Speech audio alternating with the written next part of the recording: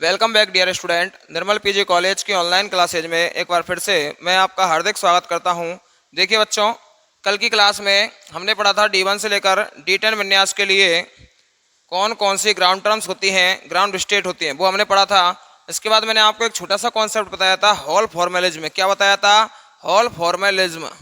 ठीक है, देखिए यदि इस कॉन्सेप्ट की बात की जाए तो ये हॉल फॉर्मेलिज्म पाई किस में जाती है? D1 और D9 विन्यास जिनकी ग्राउंड टर्म होती है doublet D, D2 and D8 विन्यास जिनकी ग्राउंड टर्म होती है triplet F, D3 and D7 विन्यास जिनकी ग्राउंड टर्म होती है क्वाड्रेट F, और D4 एंड D6 विन्यास जिनकी ग्राउंड टर्म क्या होती है? Quintet D। इन चारों में क्या पाई जाती है? हॉल फॉर्मेलिज्म पाई जाती है। मैंने क्या बताया था आपको कि यदि जैसे मान चलो D1 विन्यास है तो D1 विन्यास में एक तो क्या है? इलेक्ट्रॉन है, और 9 क्या है? हॉल या छिद्र है। इसी प्रकार से D9 विन्यास की बात की जाए तो इसमें एक तो क्या है? हॉल है, और 9 क्या है? इसमें इलेक्ट्रॉन है। क्या है बेटा? इलेक्ट्रॉन। अब देखिए मैंने क्या बोला कि यदि किन्हीं दो इलेक्ट्रॉनिक विन्यासों में पहले विन्यास में उपस्थित इलेक्ट्रॉन दूसरे विन्यास में उपस्थित हॉल के बराबर हो, और पहले विन्यास में उपस्थित हॉल दूसरे विन्यास में उपस्थित इलेक्ट्रॉन के बराबर हो, तो ऐसे में क्या पाई जाती है? हॉल फॉर्मेलिज्म पाई जाती है। इनमें दो विशेषताएं होती हैं हॉल फॉर्मेलिज्म में। पहली बात तो इसमें ग्राउंड टर्म या बोल सकते हैं निम्नतम पद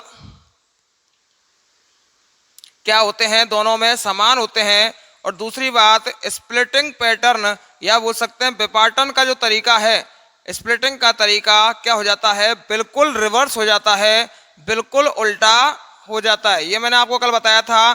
ठीक है, इसके बाद मैंने आपको D1 और D10 का D9 का विन्यास का इलेक्ट्रॉन जो स्प्लिटिंग है वो भी बताई थी मैंने आपको कि D1 में किस प्रकार से स्प्लिटिंग होगी और D9 में किस प्रकार से स्प्लिट होंगे। हालांकि हम इसके बारे में आगे बात करने वाले हैं, लेकिन मैंने हॉल फॉर्मेलिज्म इसलिए बताई है कि आगे आपके काम आएगी। ठीक है, अब देखिए जो हमने D2D ट्रांजिशंस के बारे में अब तक पढ़ा है कि D2D ट्रांजिशंस कौन कौन से होते हैं, किस प्रकार से होते हैं। अब हमें उनके बारे में क्या पढ़ने, उनके सिलेक्शन रूल्स पढ़ते हैं। सिलेक्शन रूल्स से मतलब क्या है? हमारा सिलेक्शन रूल जिन्हें हम हिंदी में क्या बोलते हैं? उनके वर्ण नियम। क्या बोलते हैं? वर्ण नियम। तो नेक्स्ट टॉपिक क्या है अपना? D2D संक्रमण के वर्ण नियम, या इसको हम बोल सकते हैं selection rule of D2D transitions. ठीक है, क्या बोल सकते हैं इसको अपन? Selection rules of D2D transitions, D2D संक्रमण के वर्ण नियम। देखिए सबसे पहली बात तो ये वर्ण नियम होते क्या है? तो ऐसे नियम जिनके माध्यम से हम ये बता सकें कि कौन सा D2D ट्रांजिशन, कौन सा D2D संक्रमण तो अलाउड होगा या बोल सकते हैं अनुमत होगा, और कौन सा D2D ट्रांजिशंस वर्जित होगा। ठीक है, देखिए मैंने क्या बोला कि D2D संक्रमण के वर्ण नियम या सिलेक्शन रूल्स कहा किसे जाता है?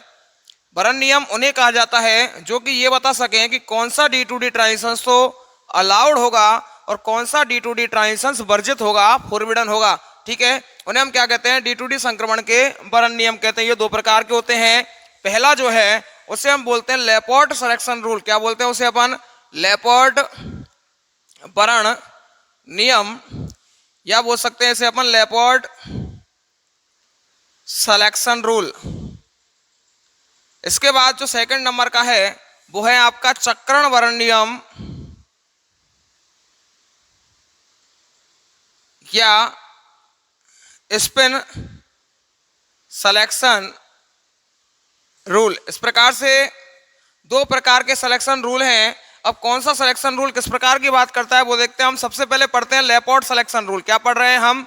लेपोर्ट सिलेक्शन रूल। देखिए लेपोर्ट सिलेक्शन रूल जो बोलता है वो बोलता है कि यदि ऐसे संक्रमण जिनमें क्या होता है, मान के चलो हमारे पास दो संक्रमण है और दोनों ही संक्रमणों में सम्मिति समान है। ठीक है, तो ऐसी स्थिति में सम्मिति समान होने की स्थिति में वो जो संक्रमण होंगे वो कैसे होंगे? वर्जित होंगे। क्या होंगे? वर्जित। देखिए मैं दो प्रकार की टर्म काम में लूंगा। एक तो वर्जित, क्या लूंगा? एक तो वर्जित जिसे अपन इंग्लिश में बोलते हैं फोरबिडन। क्या बोलते हैं? फोरबिडन बोलते हैं। ठीक है, एक लूंगा मैं काम में अनुमत जिसे हम बोलते हैं अलाउड। अब हो सकता है कि मेरे मुंह से इंग्लिश ज़्यादा निकले, इसलिए आप देख लेना। यदि फोरबिडन निकले मतलब वर्जित है, और अलाउड निकले मतलब अनुमत। अलाउड मतलब ये ट्रांजिशंस तो होंगे, वर्जित मतलब ये ट्रांजिशंस नहीं होंगे। ठीक है, ये इनका अर्थ होता है। वर्जित का मतलब ये ट्रांजिशंस नहीं होंगे, अनुमत का मतलब ये ट्रांजिशंस होंगे। ठीक है, अब देखिए लेपोर्ट बर्न नियम किन्हें कहेंगे। यदि हम बात करें लेपोर्ट बर्न नियम की, तो लेपोर्ट बर्न नियम में केवल वही ट्रांजिशंस हो सकते हैं। ये क्या बोलता है कि केवल वही ट्रांजिशन संभव है जिसमें सममिति क्या हो, असमान हो। यदि सममिति असमान है तो वो सिलेक्शन रूल कैसे होंगे, अलाउड या क्या बोल सकते हैं, अनुमत होंगे। कैसे होंगे वो ट्रांजिशंस अलाउड होंगे। वापस से सुन लीजिए कि लेपोर्ट बोलता है कि वे ट्रांजिशंस अलाउड होंगे या वे D2D संक्रमण अलाउड होंगे जिनमें सममिति कैसी हो, असमान हो, सिमेट्री कैसी हो, अनइक्वल हो। ऐसी कंडीशन में वो D2D संक्रमण क्या होंगे, आपके अलाउड होंगे। और यदि सममिति समान है, यदि सममिति समान है तो ऐसी स्थिति में जो आपके D2D ट्रांजिशंस हैं वो क्या होंगे, फोरबिडन होंगे। क्या होंगे, फोरबिडन होंगे, या क्या बोल सकते हैं इसे हम, वर्जित होंगे। ठीक है बेटा, इस प्रकार से दो तरह की बात हमारे सामने आएगी। यदि सममिति समान है तो वो ट्रांजिशंस तो होंगे फोरबिडन, और सममिति असमान है तो वहां पर जो ट्रांजिशंस वो क्या होंगे, अलाउड होंगे। अब यहाँ पर सममिति से हमारा मतलब क्या है, देखिए सममिति की बात करें तो सममिति दो प्रकार की होती है। एक तो होती है समसममिति। क्या होती है, समसममिति, जिसे हम बोलते हैं जिरेड़। क्या बोलते हैं इसे हम, जिरेड़ बोलते हैं। और दूसरी सममिति की बात करें तो दूसरे प्रकार की सममिति होती है विषम सममिति।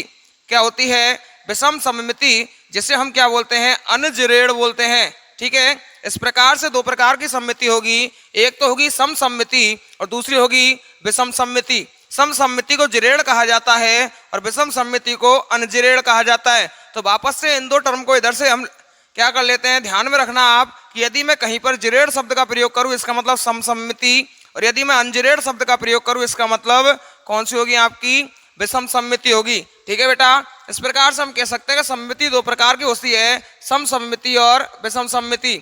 अब बात आती है कि कोई भी वस्तु जो है उसमें कैसे पता लगे कि कब तो समसम्मिति होगी और कब विषम सम्मिति होगी। ठीक है, इसका हम जो पता लगाते हैं वो पता लगाते हैं हम प्रतिलोमन बिंदु के द्वारा। किसके द्वारा, प्रतिलोमन बिंदु के द्वारा इसका पता लगाते हैं, जिन्हें हम बोलते हैं इंग्लिश में सेंटर ऑफ इन्वर्जन। देखिए बेटा, वैसे तो अंग्रेजी टर्म ज्यादा आसान है, यदि आप देखना चाहो तो हिंदी के शब्द जो है वो थोड़े अटपटे से हैं। समसम्मिति, विषम सम्मिति, प्रतिलोमन बिंदु, ये शायद आपको याद ना हो, लेकिन अंग्रेजी टर्म आपको आसानी से याद हो सकती है, इसलिए आप अंग्रेजी टर्म को याद करें तो ज़्यादा आसान होगा। वापस से सुनिए, दो प्रकार की सम्मिति, एक जिरेड़ और एक अनजिरेड़।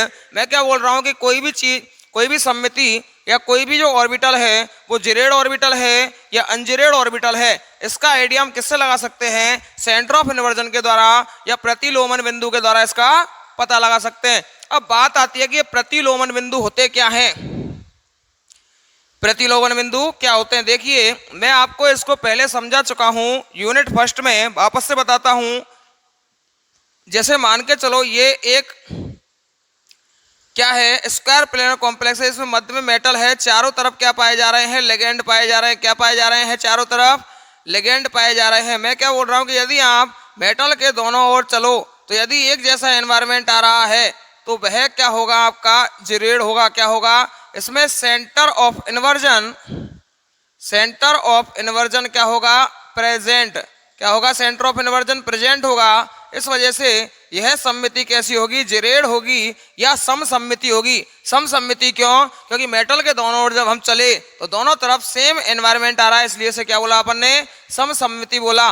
लेकिन मान के चलो यहाँ पर NH3 लिगेंड है और इधर कौन सा लिगेंड है, H2O लिगेंड है, तो आप इधर चल रहे हो तो H2O, इधर चल रहे हो तो NH3। कहने का मतलब विपरीत दिशा में चलने पर यहाँ पर सेम एनवायरनमेंट नहीं है, इसलिए हम बोल सकते हैं कि सेंटर ऑफ इन्वर्जन क्या होगा, एब्सेंट होगा। क्या होगा, सेंटर ऑफ इन्वर्जन एब्सेंट होगा। और सम्मिति क्या होगी, आपकी विषम सम्मिति होगी या अनजिरेड़ होगा।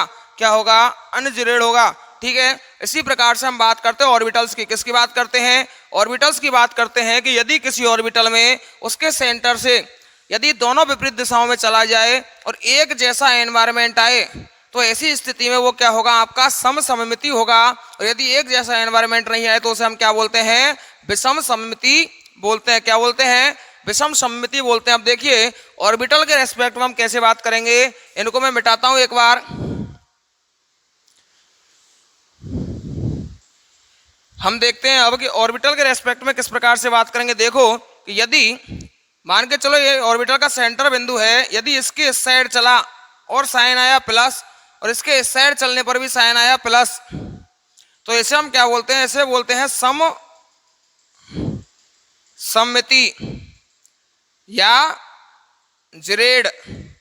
और यदि मान के चलो ये इसका सेंटर है, इसके इधर चलने पर साइन आया माइनस, लेकिन इधर चलने पर साइन आया प्लस, कहने का मतलब दोनों विपरीत दिशाओं में चलने पर इनके जो चिन्ह है वो अलग अलग आते हैं, इसलिए इसे क्या बोलते हैं, हम इसे बोलते हैं विषम सममिति। क्या बोलते हैं, विषम सममिति बोलते हैं, या जिसे हम क्या बोलते हैं, अनजिरेड कहते हैं। क्या कहते हैं इसे, हम अनजिरेड कहते हैं। ठीक है, तो यहाँ से हम पता लगा सकते हैं कि जिरेड किसे कहेंगे और अनजिरेड किसे कहेंगे। जैसे फॉर एग्जाम्पल मैं बात करता हूँ एस ऑर्बिटल की, किसकी बात कर रहा हूँ मैं यहाँ पर बात कर रहा हूँ एस ऑर्बिटल्स की। यदि एस ऑर्बिटल को देखा जाए तो ये इसका सेंटर है, इसमें प्लस आवेश फैला हुआ है।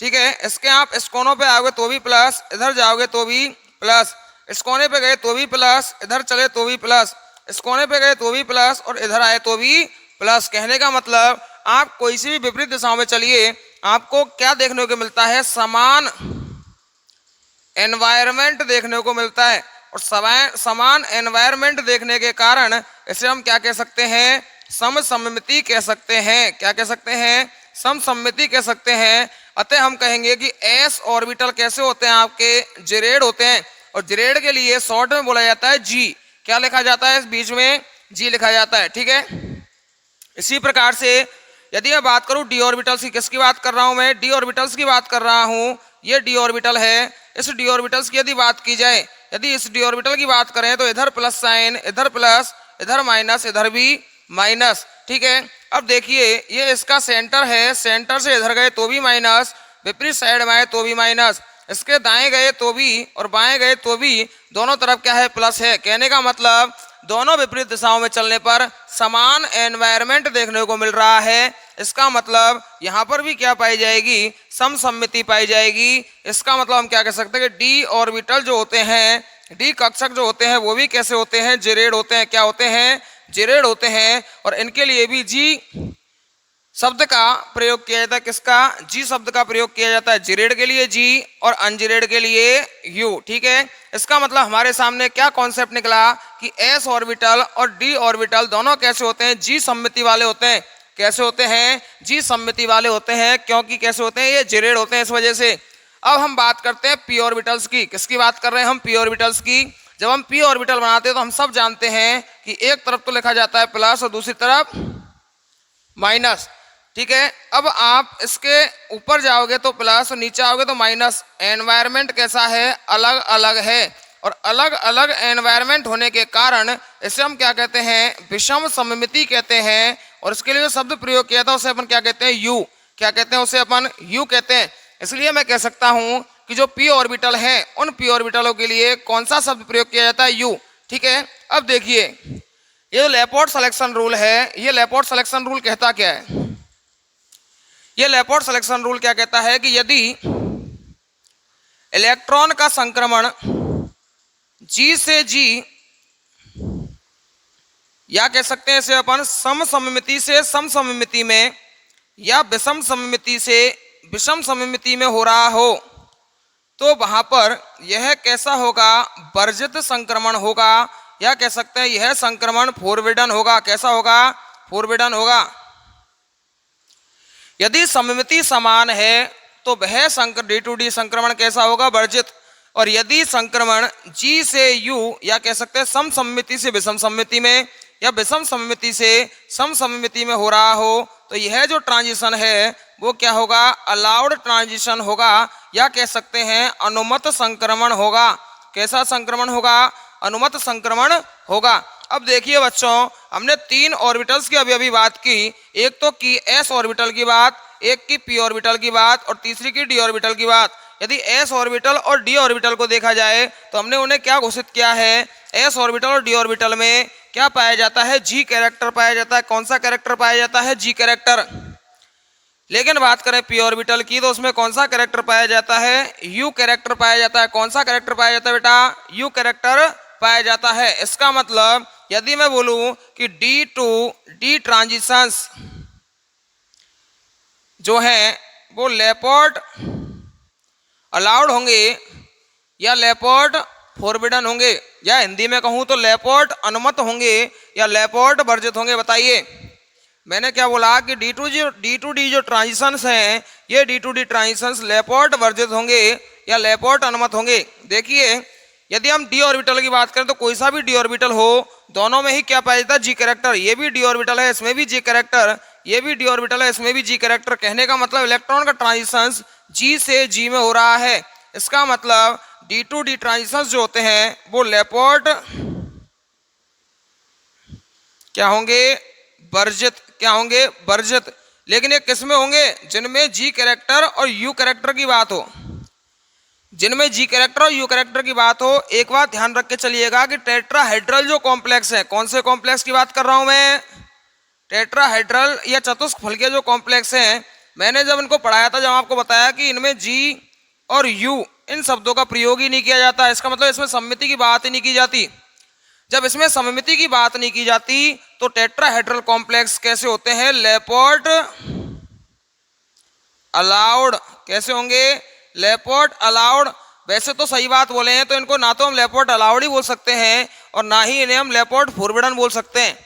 वापस से सुनिए, ऐसा ही कीजिए आप, लेपोर्ट अलाउड नहीं है। आप ये मानिए कि ये ना तो इनको हम कंप्लीटली लेपोर्ट अलाउड बोल सकते हैं और ना ही कंप्लीटली लेपोर्ट फॉरबिडन बोल सकते हैं। लेकिन ये जरूर बोल सकते हैं कि जो transitions D to D transitions होंगे वो ऑक्टाहेड्रल कॉम्प्लेक्स की तुलना में क्या होते हैं, ज्यादा अलाउड होते हैं टेट्राहेड्रल कॉम्प्लेक्सेज में। क्या बोला मैंने बोला कि ऑक्टाहेड्रल कॉम्प्लेक्सेज की तुलना में टेट्राहेड्रल कॉम्प्लेक्सेज में जो डी टू डी ट्रांजिशंस हैं ये ज्यादा अलाउड होते हैं। कारण क्या है, बताइए कारण क्या है। कारण ये है क्योंकि लेपोर्ट ने पहले ये बोल रखा है कि समसममिति से समसममिति में या विषम सममिति से विषम सममिति में होने वाले ट्रांजिशंस वर्जित होते हैं, फॉरबिडन होते हैं। इसलिए जो ऑक्टाहेड्रल कॉम्प्लेक्स है उसमें क्या पाया जाता है, सेंटर ऑफ इन्वर्जन पाया जाता है। सेंटर ऑफ इन्वर्जन पाया जाएगा तो उसमें जी कैरेक्टर पाए जाएंगे। कौन से कैरेक्टर, जी कैरेक्टर। इसका मतलब जो ऑक्टाहेड्रल कॉम्प्लेक्स में डी टू डी ट्रांजिशंस है वो जी से जी में होते हैं और जी से जी में होने के कारण लेपोर्ट वर्जित होते हैं। कैसे होते हैं, लेपोर्ट फॉरबिडन। लेकिन टेट्राहेड्रल जब मैंने आपको पढ़ाया था, मैंने एक बात बोली थी कि इसमें जी और यू कैरेक्टर की बात ही नहीं करते हम, क्योंकि ये कैसा होता है, अनसिमेट्रिक होता है। कैसा होता है, अनसिमेट्रिक स्ट्रक्चर होती है, इसकी अलग अलग प्लेन में पाए जाते हैं।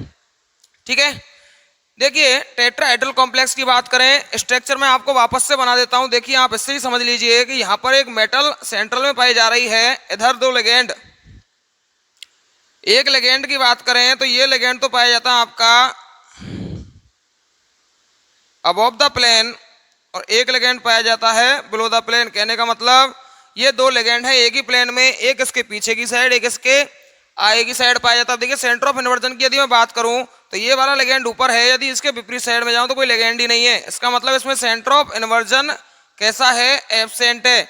जब सेंटर ऑफ इन्वर्जन एब्सेंट है तो हम कह सकते हैं इसमें यू कैरेक्टर है। कौन सा कैरेक्टर, यू कैरेक्टर। लेकिन बात यह है कि अनसिमेट्रिक जो कैरेक्टर वाले जो भी कॉम्प्लेक्सेज हैं, जो भी अनसिमेट्रिक कैरेक्टर वाले कॉम्प्लेक्सेज हैं, उन कॉम्प्लेक्सेज में यदि बात की जाए तो उन कॉम्प्लेक्सेज में असम्मिति पाई जाती है। क्या पाई जाती है, असम्मिति पाई जाती है। और असम्मिति के पाए जाने के कारण उनमें जो डी टू डी ट्रांजिशंस होंगे वो ज्यादा अलाउड होंगे। हो सकता है आप कंफ्यूजन हो रहे हो, लेकिन आप एक ही लाइन में सुनिए कि जिनमें सम्मिति पाई जाएगी, जी कैरेक्टर पाया जाएगा, उनमें जी टू जी ट्रांजिशंस क्या होंगे, पूरी तरह से वर्जित होंगे। लेकिन जिनमें जी कैरेक्टर नहीं पाया जाता वो असममित होते हैं, अनसिमेट्रिक होते हैं। उनमें transitions G to G transitions की तुलना में ज्यादा अलाउड होते हैं। कैसे होते हैं, वो ज्यादा अलाउड होते हैं। इस वजह से ऑक्टाहेड्रल कॉम्प्लेक्स की तुलना में जो टेट्राहेड्रल कॉम्प्लेक्स है इनमें होने वाले डी टू डी ट्रांजिशंस क्या होंगे, ज्यादा अलाउड होंगे। कैसे होंगे, ज्यादा अलाउड होंगे। अब बात आती है कि जब D to D transitions octahedral complex में वर्जित हैं, फोरबिडन है, तो फिर ये होते ही क्यों हैं? यदि D to D transitions octahedral complex में फोरबिडन हैं, वर्जित हैं, तो फिर ये होते ही क्यों हैं? भाई वर्जित ट्रांजिशंस होते ही क्यों हैं? उसका कारण क्या है कि हम जानते हैं प्रत्येक मॉलिक्यूल में क्या होते रहते हैं, कंपन होते रहते हैं। जब कक्षक में कंपन होंगे तो उसका सेंटर ऑफ इन्वर्जन इधर उधर खिसक सकता है। वापस से सुनिए कि जो प्रत्येक कक्षक है उसमें क्या होते रहते हैं, कंपन होते रहते हैं, वाइब्रेशंस होते रहते हैं, और वाइब्रेशन के कारण उनका सेंटर ऑफ इन्वर्जन अपने स्थान को छोड़कर इधर उधर हो सकता है, जिसके कारण उनमें जी कैरेक्टर क्या हो जाएंगे, कम। जी कैरेक्टर क्या हो जाएंगे, कम। जब सेंटर ऑफ इन्वर्जन इधर उधर हो गया तो जी कैरेक्टर कम हो जाएंगे। इस कारण से ये पूरी तरह से क्या नहीं होते, वर्जित नहीं होते। ठीक है, पूरी तरह से वर्जित नहीं हो पाते। इस वजह से ये जो वर्जित ट्रांजिशंस हैं, इनकी पीक जो आती है स्पेक्ट्रम में वो बहुत कम या ना के बराबर आती है। क्या आती है? या तो बहुत कम आएगी या ना के बराबर आएगी। ठीक है, इसके अलावा हम बात करें, जैसे मान के चलो ये ऑक्टाहेड्रल कॉम्प्लेक्स है, ये मेटल, इसके चारों तरफ क्या पाए जा रहे हैं, लिगेंड पाए जा रहे हैं। यदि ये लिगेंड बहुत बड़े आकार के हों तो भी इनमें क्या आ सकती है, असम्मिति आ सकती है। क्या आ सकती है? इनमें असम्मिति आ सकती है, और इसके कारण भी इनमें डी टू डी ट्रांजिशंस क्या हो सकते हैं, अलाउड हो सकते हैं। वापस से सुनिए, क्वेश्चन क्या है? क्वेश्चन है कि डी टू डी ट्रांजिशन जो है वो लेपोर्ट वर्जित होते हैं। डी टू डी ट्रांजिशंस लेपोर्ट वर्जित होते हैं, लेकिन उसके बावजूद भी ऑक्टाहेड्रल कॉम्प्लेक्सेज में डी टू डी ट्रांजिशंस पाए जाते हैं। क्यों? उसका कारण क्या है कि प्रकृति में जो पाए जाने वाले यौगिक हैं या कक्षक हैं उनमें क्या होते हैं, वाइब्रेशंस तो होते ही हैं। हल्के इतने महीन वाइब्रेशन होते हैं कि उनमें वाइब्रेशन होता है, सेंटर ऑफ इन्वर्जन इधर उधर हो सकता है। जब सेंटर ऑफ इन्वर्जन इधर उधर हो सकता है, उसके कारण जो जी कैरेक्टर है वो क्या हो जाएंगे, कम। क्या हो जाएंगे, जी कैरेक्टर कम। इसलिए वो पूरी तरह से क्या नहीं हो पाते, वर्जित नहीं हो पाते। ठीक है, इसके अलावा दूसरा कारण मैंने आपको क्या बताया कि यदि लिगेंड का आकार बहुत बड़ा है, लिगेंड एक बड़े साइज का है, तो उनमें स्टेरिक हिंड्रेंस बढ़ जाएगा। स्टेरिक हिंड्रेंस के कारण रिपल्सन बढ़ जाएगा। ठीक है, और रिपल्सन के कारण ये भी कैसा हो जाएगा, असम्मित। और जब ये असम्मित हो गया तो डी टू डी ट्रांजिशंस क्या हो जाएंगे, अलाउड। तो इन दो कंडीशन में डी टू डी ट्रांजिशंस क्या हो सकते हैं, अलाउड हो सकते हैं। इसीलिए ये वर्जित होते हुए भी इन्हें प्रदर्शित किया जाता है। ठीक है बच्चों, देखिए अब दूसरा क्वेश्चन क्या था कि ऑक्टाहेड्रल कॉम्प्लेक्सेज में जो ट्रांजिशंस होते हैं उनकी तुलना में टेट्राहेड्रल कॉम्प्लेक्सेज जो ट्रांजिशंस हैं वो ज़्यादा अलाउड होते हैं। क्यों? ऑक्टाहेड्रल कॉम्प्लेक्सेज की तुलना में टेट्राहेड्रल कॉम्प्लेक्सेज में होने वाले ट्रांजिशंस ज़्यादा अलाउड होते हैं। क्यों? क्योंकि ऑक्टाहेड्रल कॉम्प्लेक्सेज में जी कैरेक्टर पाया जाता है। क्या पाया जाता है? जी कैरेक्टर पाया जाता है। और जी कैरेक्टर के पाए जाने के कारण यदि हम बोलें तो इनमें जी टू जी ट्रांजिशंस होंगे, तो ये कैसे होते हैं, पूरी तरह से फोरबिडन या वर्जित होते हैं। ठीक है, क्योंकि इनमें सम्मिति और समसम्मिति पाई जाती है। इसलिए टेट्राहेड्रल कॉम्प्लेक्स की बात करें तो इनमें जी और यू की बात ही नहीं करते हम। जब मैंने आपको बताया था, जब पढ़ाया था, तो मैंने बोला कि टेट्राहेड्रल कॉम्प्लेक्सेज में तो जी और यू की बात ही नहीं कर सकते, क्योंकि ये पूरी तरह से क्या होता है, असम्मित होता है। ये पूरी तरह से असम्मित होता है, इसलिए इसमें जी और यू कैरेक्टर की तो बात ही नहीं करते। जब जी और यू कैरेक्टर की हम बात नहीं करेंगे, इसका मतलब क्या हुआ कि इनमें होने वाले डी टू डी ट्रांजिशंस वर्जित नहीं होंगे। इनकी तुलना में तो क्या होंगे, ये ज़्यादा अलाउड होंगे। बात समझ में आई क्या? इनकी तुलना में क्या होंगे, ज़्यादा अलाउड होंगे। ठीक है बेटा, तो इस प्रकार से हम देख सकते हैं कि कौन सा ट्रांजिशंस तो लेपोर्ट वर्जित होगा और कौन सा ट्रांजिशंस लेपोर्ट क्या होगा, अलाउड होगा। ठीक है, ये दो तरीके से हम देख सकते हैं। अब इसके बाद मैंने क्या बोला आपको कि एस ऑर्बिटल और डी ऑर्बिटल, एस ऑर्बिटल और डी ऑर्बिटल की बात की जाए तो एस ऑर्बिटल और डी ऑर्बिटल में कौन सा कैरेक्टर पाया जाता है, जी, और पी ऑर्बिटल में कौन सा कैरेक्टर पाया जाता है, यू कैरेक्टर पाया जाता है। बताया था अभी। इसका मतलब क्या हुआ, एस से एस में होने वाले ट्रांजिशंस कैसे होंगे, वर्जित होंगे या फिर अनुमत होंगे, वर्जित। क्यों? क्योंकि इसमें भी जी कैरेक्टर और इसमें भी जी कैरेक्टर, जी से जी में होने वाले ट्रांजिशंस वर्जित। मैं पूछूं डी से डी में होने वाले ट्रांजिशंस कैसे होंगे, तो डी से डी में होने वाले ट्रांजिशंस भी कैसे होंगे, वर्जित होंगे। इसके अलावा पी से पी में होने वाले ट्रांजिशंस, इसमें भी यू कैरेक्टर, इसमें भी यू कैरेक्टर, ये भी कैसे होंगे, वर्जित। कहने का मतलब एस से एस, डी से डी, पी से पी या एस से डी, क्योंकि इसमें भी जी कैरेक्टर इसमें भी जी कैरेक्टर, या डी से एस, इसमें भी जी कैरेक्टर, इसमें भी जी कैरेक्टर। आ रही है बात समझ में? ये सारे ही जो ट्रांजिशन वो कैसे होंगे? वर्जित ट्रांजिशन होंगे या फॉरबिडन ट्रांजिशन होंगे। लेकिन हम बात करें एस से पी में, पी से एस में, डी से पी में या पी से डी में होने वाले जो ट्रांजिशन है, देखिए एस जी कैरेक्टर, पी में कौन सा होता है? You character. जी से यू में होने वाले कैरेक्टर कैसे होंगे? अलाउड होंगे या अनुमत होंगे। कैसे होंगे? ये अनुमत। इसी प्रकार से बात करें हम सेकंड कि पी से एस में होने वाले ट्रांजिशंस, पी ऑर्बिटल से एस ऑर्बिटल में होने वाले जो इलेक्ट्रॉनिक ट्रांजिशंस हैं, इसमें यू कैरेक्टर होता है, पी में एस में होता है जी कैरेक्टर। तो यू से जी में, क्योंकि ये असम्मित हो गए, यदि जी जी होता है या यू और यू होता तो क्या होता है? समसम्मिति। यहाँ क्या पाई जा रही है? विषम सम्मिति पाई जा रही है, इसलिए ये भी कैसे होंगे? अनुमत होंगे। इसी प्रकार से डी में जी कैरेक्टर, पी में यू कैरेक्टर, जी से यू में होने वाले कैसे होंगे? अनुमत होंगे। और इसके अलावा लास्ट बात की है, पी में कौन से कैरेक्टर? यू कैरेक्टर, और डी में कौन से कैरेक्टर? जी कैरेक्टर। इसका मतलब ये ट्रांजिशंस भी कैसे होंगे? अनुमत होंगे, या बोल सकते हैं अलाउड होंगे। ठीक है, तो इस प्रकार से हम बता सकते हैं कि कौन से ऑर्बिटल से कौन से ऑर्बिटल में होने वाले ट्रांजिशंस अलाउड होंगे और कौन से ऑर्बिटल से कौन से ऑर्बिटल में होने वाले ट्रांजिशंस क्या होंगे? नॉट अलाउड या वर्जित होंगे। ठीक है, ये बात समझ में आई। अब मैं यदि आपसे पूछूं आकृति बना के कि ये एक ऑर्बिटल है, इससे इलेक्ट्रॉन का ट्रांजिशन हो रहा है किसमें? इस ऑर्बिटल में। ये अलाउड होगा या फॉरबिडन होगा?